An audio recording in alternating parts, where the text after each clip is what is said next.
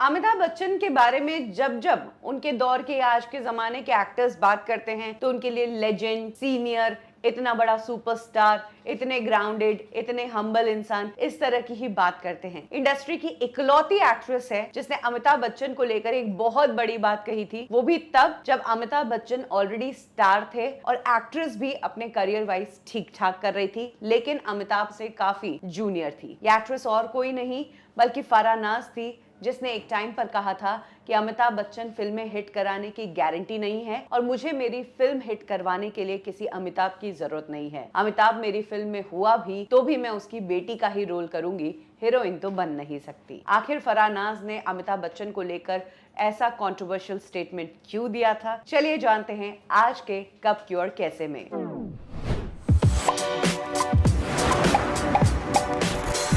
ये बात तब की है जब मुकुल आनंद एक फिल्म बना रहे थे, खुदा गवाह। इस फिल्म में उन्होंने अमिताभ बच्चन को कास्ट कर लिया था और श्रीदेवी को भी कास्ट कर लिया था। इस फिल्म में उन्हें एक और यंग एक्ट्रेस की जरूरत थी और उसके लिए उन्होंने फराह नाज को कास्ट किया था। बड़ी स्टार कास्ट वाली फिल्म थी, बड़े बजट की फिल्म थी। इंडिया और इंडिया के अलावा कई दूसरे देशों में भी इस फिल्म को शूट होना था, यानी कि फिल्म लंबी चलने वाली थी। फराह नाज ने इस फिल्म के लिए पूरी तैयारी कर ली थी, डेट्स, कॉस्ट्यूम, अपने रोल की तैयारी, एवरीथिंग। लेकिन जैसे जैसे फिल्म की शूटिंग शुरू होती है और फिल्म आगे बढ़ती है तो फराह नाज को चीटेड फील होता है।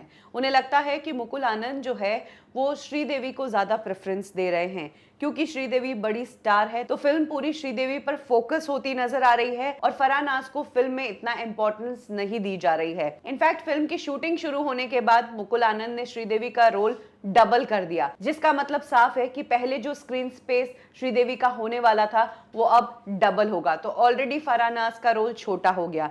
इसके अलावा कुछ और भी चीजें हुई, जैसे कि फराह नाज को जो पेमेंट दी गई इस फिल्म के लिए वो पेमेंट जूनियर आर्टिस्ट को देते हैं वैसी पेमेंट दी गई, जबकि फराह नाज उस वक्त फिल्मों में लीड एक्ट्रेस के रोल कर रही थी। इतना ही नहीं, जब फिल्म के मुहूर्त के लिए एक पार्टी रखी गई और उस पार्टी के कार्ड छपे तो उस कार्ड में जब स्टार्स के नाम आए तो फराह नाज का नाम सबसे लास्ट में आया, जो बात फराह नाज को बहुत बुरी लगी। फराह नाज ने कहा कि मैं इंडस्ट्री में अपने दम पर हूं, आज जिस मुकाम पर हूं उसके लिए मैंने कड़ी मेहनत की, लेकिन जब सामने कोई बड़े स्टार आ गए तो आप मेरी वैल्यू इतनी कम कर रहे हो, ये मैं बर्दाश्त नहीं कर सकती। यही कारण है कि मैं फिल्म के मुहूर्त शॉट में आई भी नहीं, जबकि मैं मुंबई में ही थी, लेकिन मैंने बहाना कर दिया कि मैं यहाँ नहीं हूँ। मैं उस पार्टी में नहीं आना चाहती थी क्योंकि ऑलरेडी इन सब चीजों से ये लोग मुझे बहुत इंसल्ट कर चुके हैं। और फराह ने बातों ही बातों में ये भी कंफर्म कर दिया कि फिल्म जो थी वो अमिताभ बच्चन के हिसाब से चल रही थी। फराह ने अपने स्टेटमेंट में कहा, क्योंकि इस वक्त वो अमिताभ के साथ 3 फिल्में कर रहे हैं, यानी कि हम, अग्निपथ और खुदा गवाह,